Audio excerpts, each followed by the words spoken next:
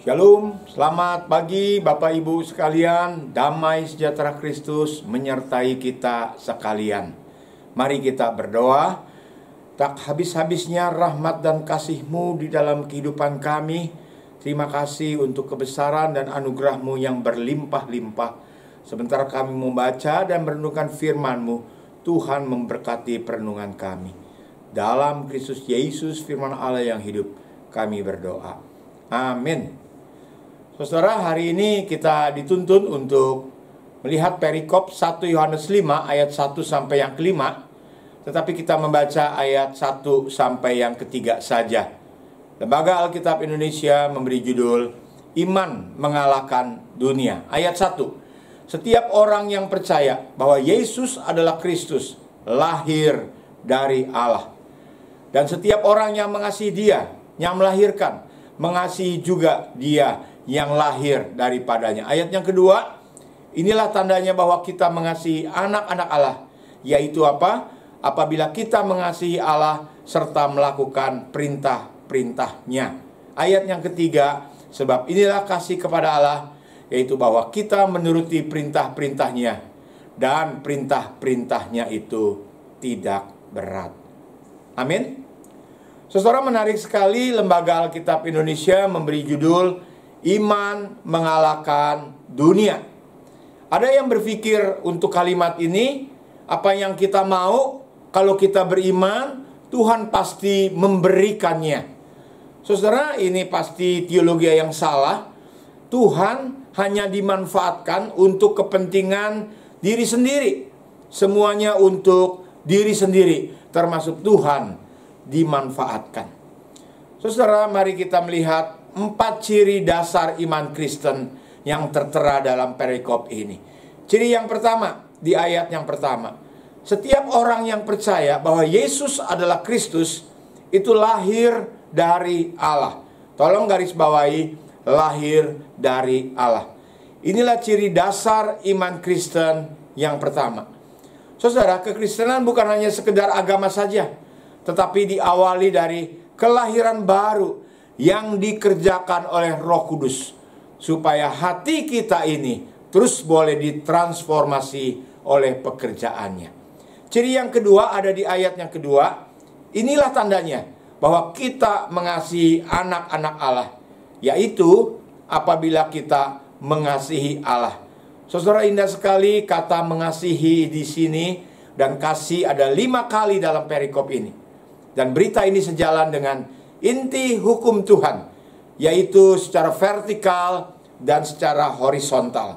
Mengasihi Tuhan dan mengasihi sesamamu seperti dirimu sendiri. Saudara, indah sekali hidup di dalam kasih. Itu seperti 2 sisi mata uang. Karena 1 Yohanes 4 ayat 20 berkata demikian.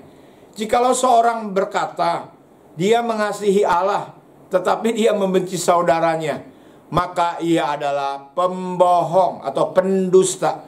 Karena apa? Barang siapa tidak mengasihi saudaranya yang dilihatnya, tidak mungkin mengasihi Allah yang tidak dilihatnya. Itu yang kedua, yaitu hidup di dalam kasih. Mengasihi Tuhan dan mengasihi sesama. Ciri yang ketiga, di ayat yang ketiga. Sebab inilah kasih kepada Allah, yaitu bahwa kita menuruti perintah-perintahnya. Tolong garis bawahi, perintah-perintahnya itu tidak berat. Saudara, ini alasan kita kalau kita melakukan perintah-perintahnya, melakukan kehendaknya, tidak ada lain, tidak ada yang lain, kita motivasinya karena kita mengasihi Tuhan. Dan ciri yang keempat, hidup berkemenangan di dalam Tuhan. Inilah yang dinamakan iman mengalahkan dunia.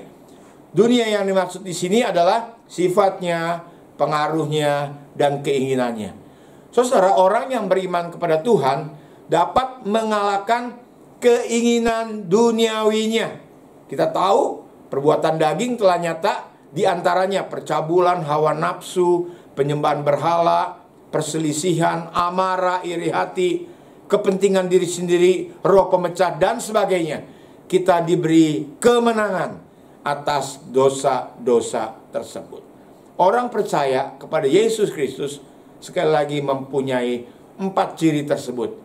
Kelahiran baru, mengasihi Tuhan dan sesama, menuruti perintah-perintahnya, dan hidup di dalam kemenangan atas kedagingan duniawi. Inilah yang dimaksud iman mengalahkan dunia. Biarlah kita boleh mengoreksi diri, menyiapkan waktu lebih dalam lagi. Apakah 4 ciri dasar iman Kristen dari perikop ini ada bahkan nyata di dalam kehidupan kita. Selamat hidup berkemenangan di dalam Kristus. Mari kita berdoa. Terima kasih untuk pengertian daripada kebenaran firman-Mu. Biarlah kami mengerti agama Kristen bukan hanya berbicara etika, hubungan antar sesama, tapi lebih dalam daripada itu. Ada pembaharuan yang dikerjakan Roh Kudus, transformasi di hati kami, dan berekspresi di dalam hidup Kristiani kami. Sampai hidup berkemenangan demi kemenangan di dalam Kristus Yesus. Kami bersyukur akan pengajaran firman Tuhan hari ini. Haleluya. Amin. Tetap semangat. Tuhan memberkati kita sekalian.